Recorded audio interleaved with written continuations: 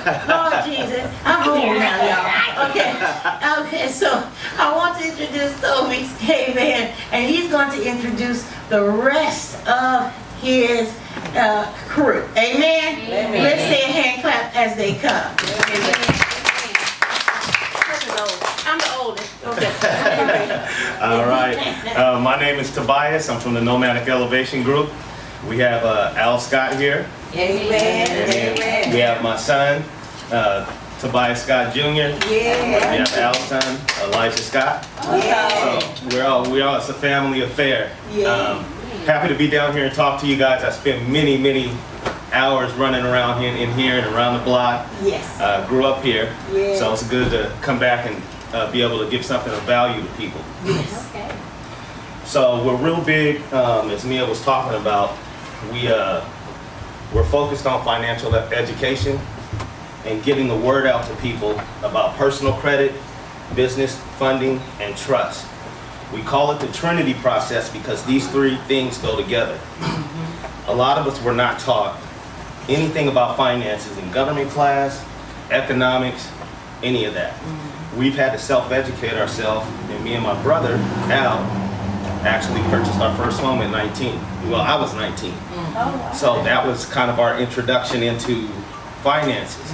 We had to go and learn everything on our own, and this is kind of what we came up with. Now, for your personal credit, if you can hit that out, tab. A lot of people skip over the importance of personal credit. You need a 685 plus credit score. That's just the beginning. It says it's about your file and it's not just your credit score. A lot of people think that when you get your credit score that you're looking at the score. I wish I had a file for you. But you have a mix of credit that you need. You have to have certain accounts. Credit card accounts, revolving accounts, homes, cars. That all goes into what you are building for this 685. When lenders are lending you money, let me sit down grab this chair.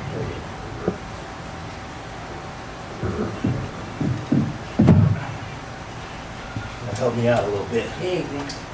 So when lenders are lending money, they're looking at your file. A lot of people skip over just looking at what your credit score is, and it's more about adding things to your account to make your file strong. You want to have a mix of good, on-time payments, and you want those to be on revolving accounts. You want installment accounts. If you can add anything like maybe a car, I know a lot of people want to go to the car lot and buy a brand new car, but I would suggest maybe getting a buy here, pay here type place that reports when you're just starting out, especially if you're young, and that'll help you pay that down, and that'll help your credit score go up. A lot of people also, when you get in trouble with your credit file and you get these letters, you skip over them. Those are called dunning letters. Those dunning letters is how they get on your credit. So if you know that you haven't paid for something, don't run from it. You have to deal with it. And we have a process to help you do that. We clean your personal credit as well. When you get so many things on your credit, you kind of give up. You start looking, you stop opening your bills, right? You know it's coming, you know you owe, you're in a bad financial position. What we try to teach you guys is how to clean and maintain your file. So once we help you get your file clean, we're not just going to send you down the road.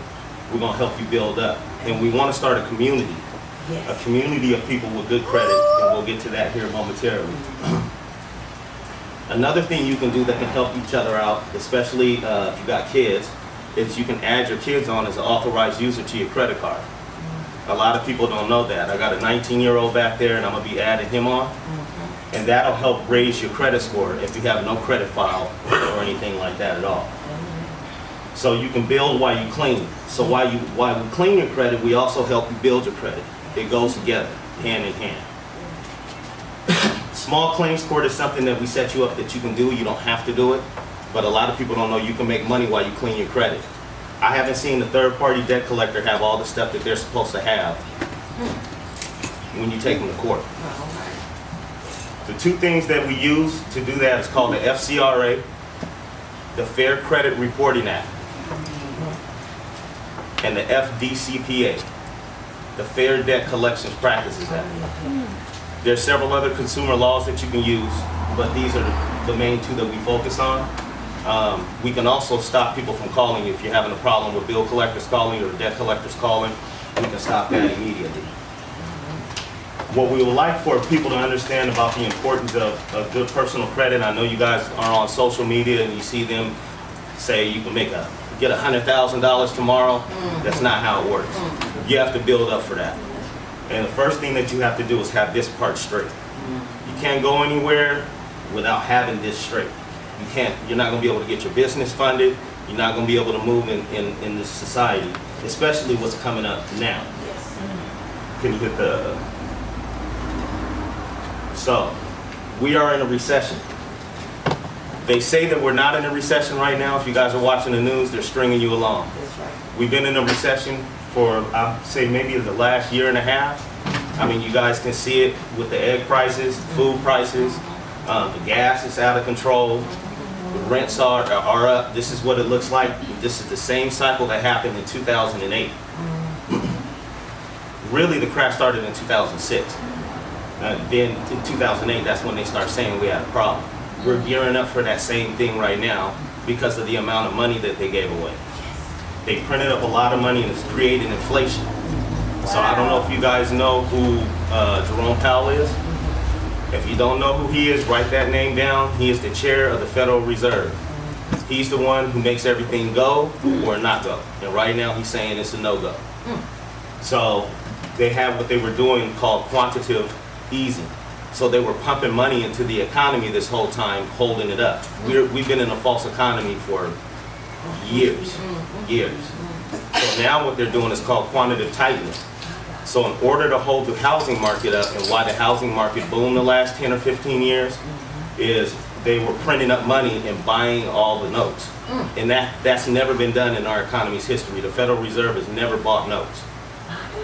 Now what they're doing is they're dumping them. And they're raising the interest rates, which is causing inflation to go down, so they say. But they just printed up another $1.9 trillion or something like that. So it's going to be a rocky fall. So the bigger this balloon gets, it's going to pop one day, and that's when you get a crash.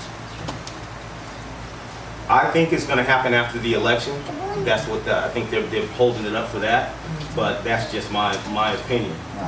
What this means for you is to be prepared. Do not wait until it's actually happening and you're not in a position to move or protect your family. Not only that, it's going to be opportunity. Opportunity to buy homes, opportunities to buy cars. You see the car prices are out of control too. All of that's about to come down just like it did last time. How to take advantage?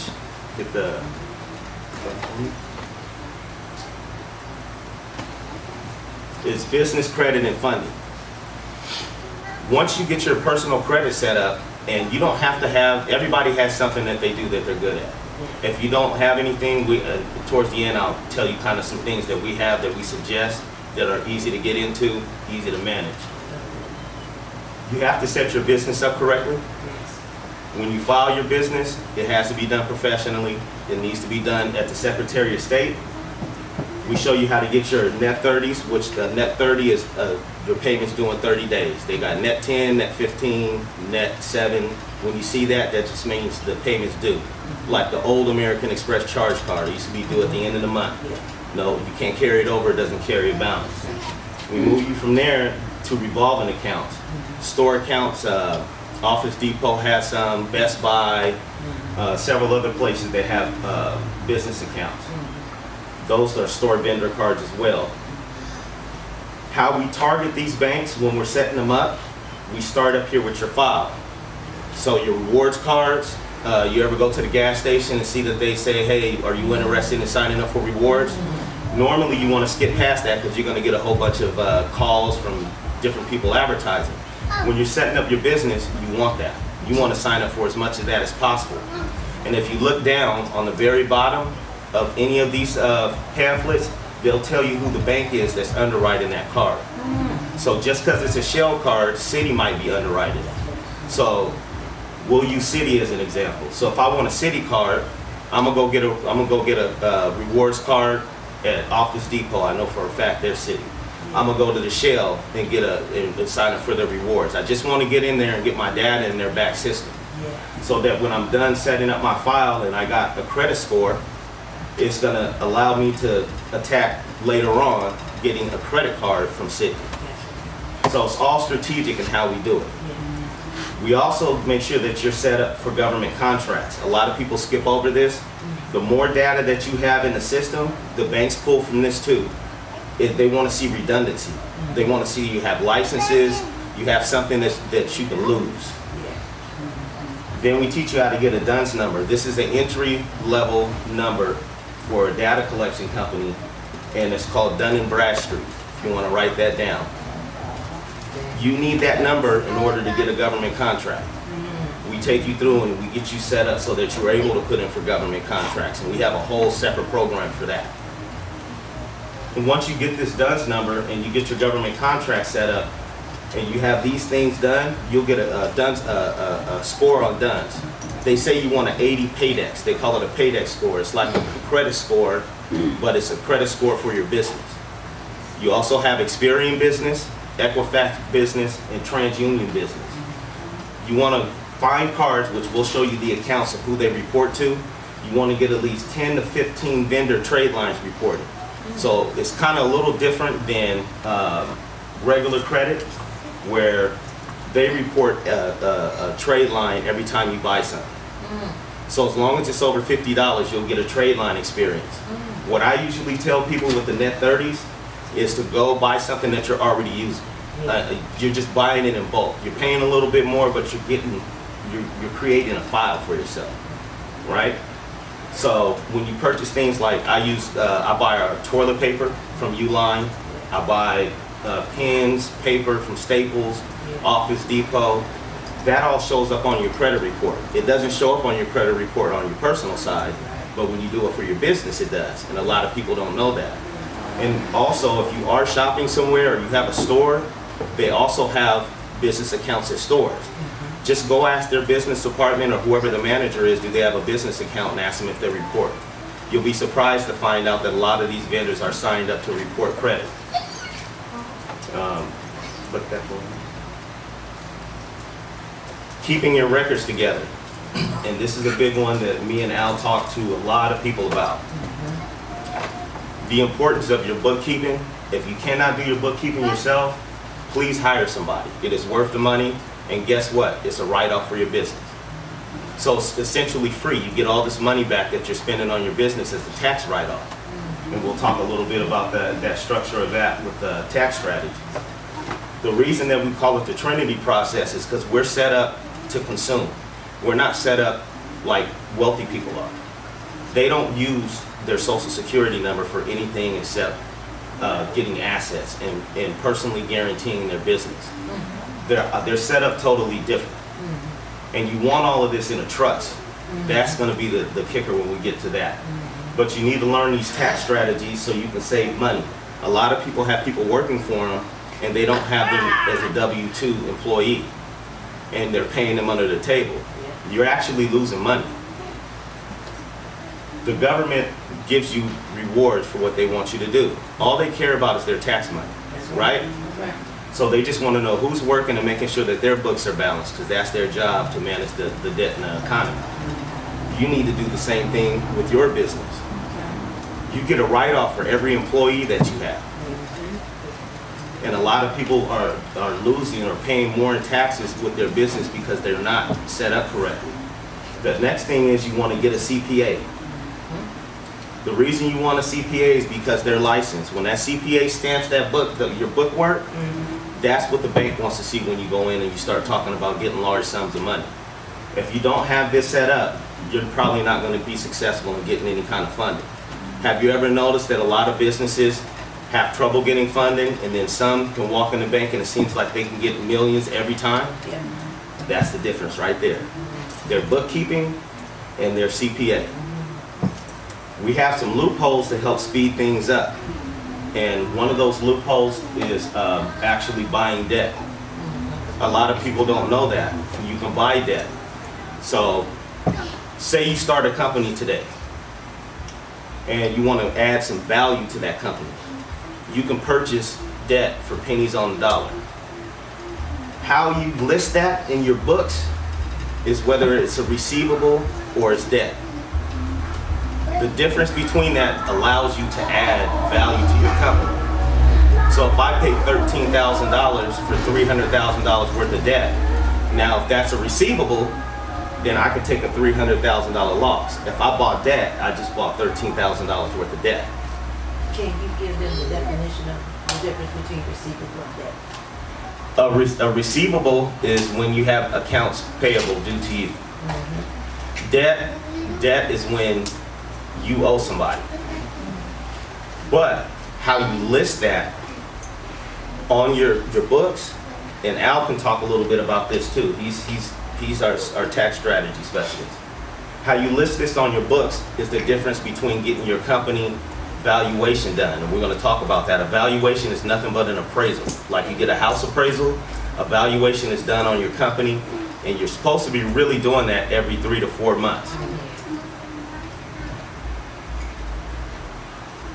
Which brings us to this. You get your business valuated after you've done the personal guarantee step and you set your business up. You say you bought some debt, right? Using debt to add value. When you have the CPA look over your books and they stamp it, they're going to tell you what your company is worth. So if you've done that as receivables when you purchase the debt, which you can also have a debt collection company collect debt, and you can get set up to report credit. We're going to talk about that as well. When you add the debt as a receivable, that now you now have a $300,000 company on paper. You can go into the bank and leverage those shares and get that money. Those shares are now worth money. I'm not sure. I'll explain a little bit about how shares work. When you start a company, you allot yourself a certain amount of shares. That's what you give investors when you hear them saying he invested in this company or they invested in that company. They bought shares of that company. You may not have controlling shares of the company, but you got shares, and those shares are worth money. That's why they have earnings every quarter on the stock market, right? That's what they're doing. So you notice when they say, oh, they had good earnings and everybody's happy, they're about to go to the bank and get some more money. Right. So this important part is like a crux of what our program is and what we want our mentorship program to be, is getting people set up to report business and personal credit. This is important because I've been a notary for, 25 years. We have a successful notary business, and I've learned a lot of this stuff along the way doing that. All the companies that work together, or these CEOs, they all help each other out. We don't do that in our community because we don't know. After you've done these steps, you can get your business set up to report personal and business credit. So that means if I have a company, you have a company, and us five of us have a company together, we can do business with each other. Now it goes back to that credit report. I can give you a $100,000 line of credit with my company. I like you. You see what I'm saying? So now we all have 4 trade lines, $400,000 trade lines. Plus we bought debt. How does our credit report look now when we go in with our CPA stamped financials? Our taxes are filed correctly. It doesn't matter. All our T's are crossed and our I's are dotted. Is that how they say it? We show you how to do that, and we show you how to get that set up. It is a little bit of a process, but it's not that difficult. It just takes some time and knowing what you have to have set up. Lock file cabinet. You got to have a place where you have people's social security and everything properly stored. They got a list for you. Somebody comes out, they do the review, they check the boxes. It's a program that you got to get. They let you get a test run, and you're off and running.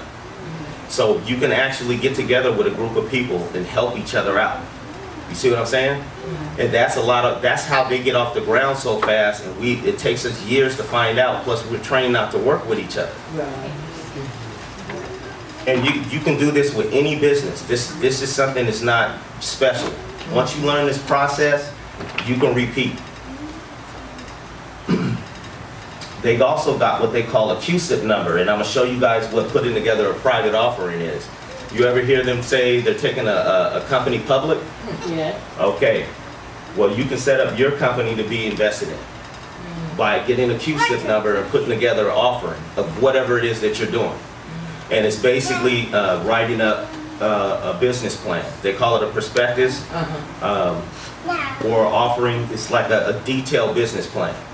And what you want to do when you put this detailed business plan together, you want to get an instrument, because this is what you're going to take some of these shares that you had and you're going to offer those out to people who want to invest in your company. That's how you're going to also be building wealth as well, so your company can operate. Another huge thing people don't do when you're writing up your offering or your business plan is they don't put their